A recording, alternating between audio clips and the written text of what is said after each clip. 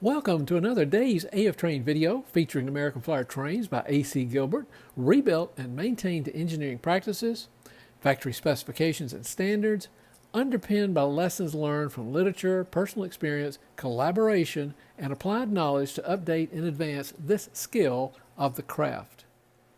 Just to recap, we're closing in on the rebuild, total disassembly and rebuild of 336, this 484 Northern with a road name of Union Pacific steam locomotive from 1953 to 1957.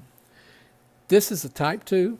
It has the large motor, 3/4 inch field, and armature, knuckle coupler, and unusual for the Northerns, it has the plug jack panel with the 5th wire. This was acquired with the assistance of a very trusted vendor partner. It met my specifications. It ran when I received it, but needed some work. As you recall from the previous videos, I found that this driver wheel right here was loose on the axle and other minor things, but I was able to get everything built back to my specifications. It was over-oiled and over-greased. I cleaned it up, and I've completed the lubrication, although I'll speak to that again in just a moment. This is, to me, another testimony of the value, long-term value, return on value of a complete rebuild rather than patching, repairing constantly, having to seek and do trial and error to find what is wrong, when in fact all it took was a complete rebuild. And I found, I think, everything, and I got it back to within my operational specifications. As you saw in the track stand test, it performs admirably, and I've already given it one cursory test just to make sure on the railhead, and as you'll see, this thing has incredible performance. It has a really good response, and I think it's going to look good on a new train that I'm going to introduce that I put together called the Union Pacific Freight Special. Reassembly is complete, including all the side linkages. There was only one problem with one of the side linkages due to a little bit of distortion. It had a little bit of a collision point right here, but I was able to work on that a little bit with some pliers to reposition some of those things as I think they were. And of course, it's always a good rule not to pick up these trains by pressing on the sides, especially around these delicate linkages. They are so impressive when these trains are running, and that's why I like to have them in such good condition. I've polished them, washed them and polished them, and I also recently lubricated them, which I had not done when it was on the track stand test, because I wanted to make sure everything was operational before I lubricated. Now everything is lubricated with Gear Lube, as it has a higher viscosity, will not drip nearly as much as 3-in-1, and generally does not get slung off. Everything turned out well. Its pull mores are quite impressive on the railhead. The motor, coupler bar, I was able to bend back into shape. And underneath the tender as well, we spent some time there on the pickup wheels, the repairs. This was one repair I made rather than drilling out this contact spring. I made a repair to the contact spring, and then the shoe contacts or slide contacts I removed and kind of rebuilt, and so it should be ready to go. As a final step, I wiped the train and the tender down with just a damp paper towel to remove my fingerprints where my hands had been greasy and oily from all the disassemblies, reassemblies, and so forth. And now I'm ready to move on to the application of the dry transfers. And I'm going to do them in really 3 places. I'm going to replace the 336 on these number boards, although I will not videotape that because the principles and the practices I'm going to use for the tender will be the same as the number boards. On the tender, I'm going to apply a Union Pacific block lettering right here. And I've already done several things. One is that when you apply dry transfers, you want to make sure that the surface is clean.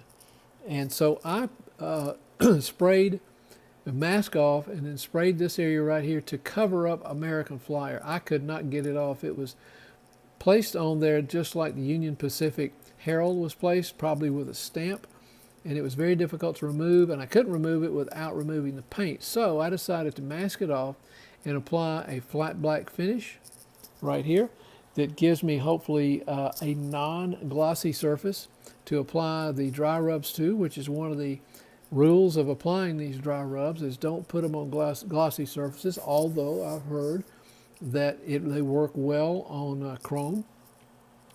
But I did not want a glossy surface on this one, and of course I wanted it to be really clean, or fingerprint oil. And you can't even use, say, contact cleaner to do that. Just be careful you're not removing any of the lettering, or excuse me, any of the paint. Now, one of the rules too is to bring the surface of whatever you're going to put dry rubs on up to at least room temperature, maybe warmer. Now, I'm going to use just a common hair dryer on a really low setting to warm this area when I apply on both sides as I apply each dry rub. And then we'll take it from there. And it doesn't have to be hot, it just needs to be warm, because that's when part of the transfer takes place, is when the surface is warm. It's heat, less pressure, more heat that applies a dry rub. The Union Pacific dry rubs that I'm going to use I acquired from Portline Hobbies. I'll always store even if they're water slide or dry rub, I always store them in envelopes or wax paper or something similar that's a non-sticky surface. Put them in a plastic sealed box, even with some desiccant bags, just for protection. Now these are in an envelope, just to keep them from bending and to keep heat away from them. And you'll notice that both of them are on the same sheet. So I'm going to have to do some very careful cutting. For this, I'm going to use a very sharp number 11 X-Acto knife on plastic, using a metal straight edge to slice these two in half. I'll have to do it very carefully without generating any kind of heat, and maintaining the backing, if at all possible, for as long as I possibly can, to make sure that they are not damaged. Following a cleaning of the surface that we just talked about, I warmed the surface with a hair dryer, just a common household hair dryer, just to bring it a little bit above the temperature of the air conditioning in the room, so that it's warm. I sliced the two in half, and I used my cutting board, a hard cutting board, a metal straight edge that held it down, and then sliced it long ways based on the way that the supplier or vendor had printed these, as is 2 per 1 piece of paper. Then I placed it where I wanted it on the surface and attached one end. Use my finger to press down and reattach the other end. Now, the reason these two pieces of tape are so important is that once I begin the transfer process, I want to make sure that all the letter and letter pieces transferred completely. And in order to do that, I just want to pick up one end, hold it up, fold it up, and make sure the transfer completed. If it did not, with this one still anchored, I can lay this back down and press it back down, reattach this, and I'll be rubbing in the same place that I was before. And I'm going to use a smooth blunted metal tip to do that. Now, I've seen all kinds of recommendations several recommendations for what you can use, including just a lead pencil to do this, to kind of like coloring where these are. I prefer this. I noticed on the first video I watched on dry rubs, the person used a nickel because it had a smooth edge. Well, I had this surgical tool, and I wanted to use it because it has several different types of smooth metal edges. And I'm going to firmly hold it in place with a tape and a little bit with my finger, and rub over the letters rapidly, but not with a great deal of pressure. I'm going to go over the pattern. It's the rapid movement and the heat that it produces that melts the glue and then causes the transfer to occur. So it's not pressure, it's heat. That's why you have to handle these. One of the reasons you have to handle these very carefully with the heat that's generated by your hands, and to aid that heating the metal. So I'm going to do that and then slowly remove the paper. But let me go ahead and start rubbing offline, and I'm just going to take this and go in just small, real fast increments like that with not a great deal of pressure.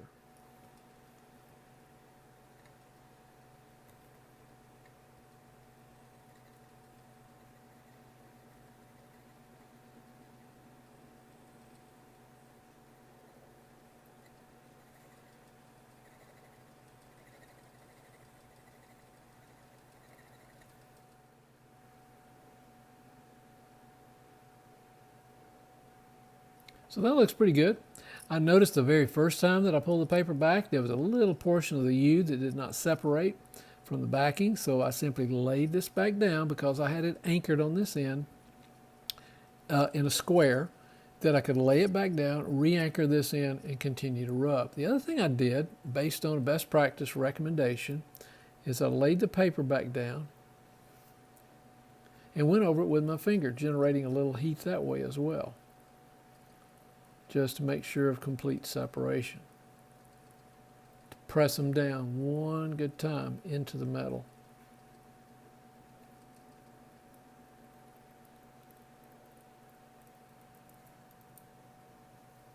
So we should be able to take the next step. And there we have the finished product. Now, another practice that the vendor recommended was to take the backing paper and place it over this and rub that with your fingers as well, if there's any remaining adhesion that didn't come off. But I think this one is satisfactory. One of the final steps that I used to take with these was to be able to respray this with a dull coat. Now, I'm not going to be able to do that because I don't want dull coat applied to the body. What I might do is create a template or a mask to go around this that has good fitting edges, and see if I can't put a little dull coat right on top of just the Union Pacific. I repeated the process on the far side, the other side, and now I've got Union Pacific road name on both sides of the tender. And by the way, when I laid the train down in this cradle to apply these decals, I wanted it at a slight angle, facing up, of course, to some degree, but also at a slight angle for ease of work on the lettering, but I also wanted to make sure it remained on there so I could apply the tape. The other thing I did is, because the surface of this train cradle is some sort of naugahyde and sometimes can be tacky, I put down a little piece of what looks like newsprint. Anything like that will work, so that it wouldn't bond to the new lettering.